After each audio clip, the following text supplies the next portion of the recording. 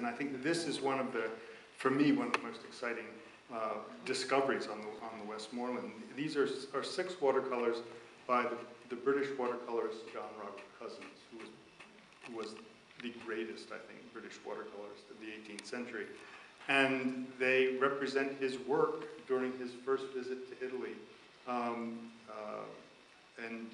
because they were on the Westmorland, we know for certain that they were done at that moment in time. So they are previously unexpected evidence of his style at that time as he begins to develop the compositions that would mark his mature work. And you know, this is the group of 6, but I just want to go through 3 of them really quickly and show you later, more mature versions of the compositions that happen to be in the collection here. So this is a view of Lake Albano with Castel Gandolfo, the summer residence of the Pope in the distance. And that's that little inset is our later version of the same subject. A view of Lake Nemi with our later version of Lake Nemi. And a view of Lake Vico, again with ours. The later versions are more dramatic, they're more atmospheric, but they're also more stylized. And the works on the Westmorland have this wonderful kind of liveliness and freshness and immediacy that is just a real revelation. Lola, if you want to talk about Bassett and Piranesi.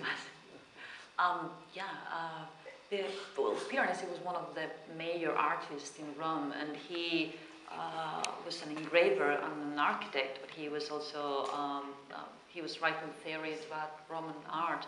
And he produced wonderful, beautiful books of engravings, very pioneering the way he used the etchings and the ink. And he had his workshop at the Piazza di Spagna and nearby the Café de Inglese, where all the British travelers used to go and meet when they were in Rome. And he sold several collections, I mean, huge collection of his books of his engravings to Francis Bassett. And Bassett acquired 14 volumes with complete work of Piranesi. And actually, in the Westmorland, there were up to 40 volumes by Piranesi, so it's an incredible collection. And so 14 of these were acquired by Francis Bassett.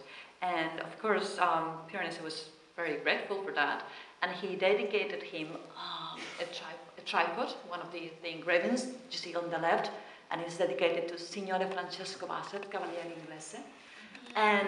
But what is very interesting is that I mentioned before that he was traveling with his tutor, and William Sands had been especially trained to be tutor of Francis Bassett, and he had been in Italy before, some years before. And in that first trip, he was in touch, he got in touch with Piranesi and Jacob Moore and other artists. And so when he came back, he was in touch with Piranesi, and there are letters that give evidence that he was dealing in some way. So what is interesting in this is that probably it was Sands who told Bassett to definitely have to acquire books by Piranesi.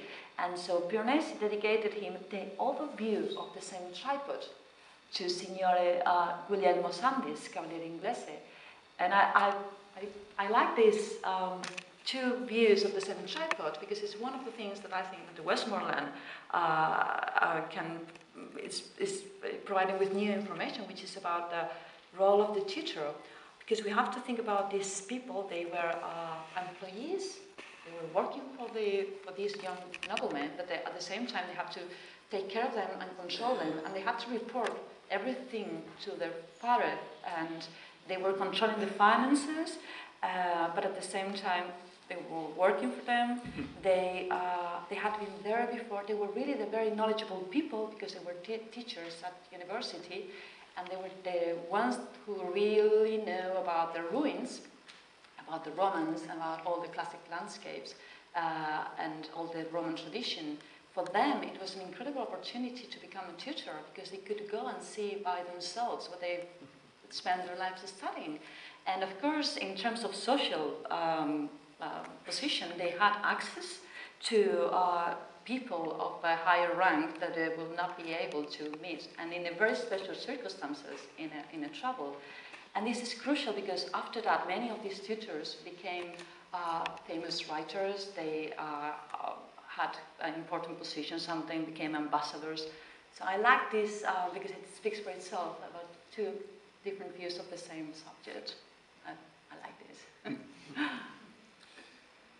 Do you want to explain this?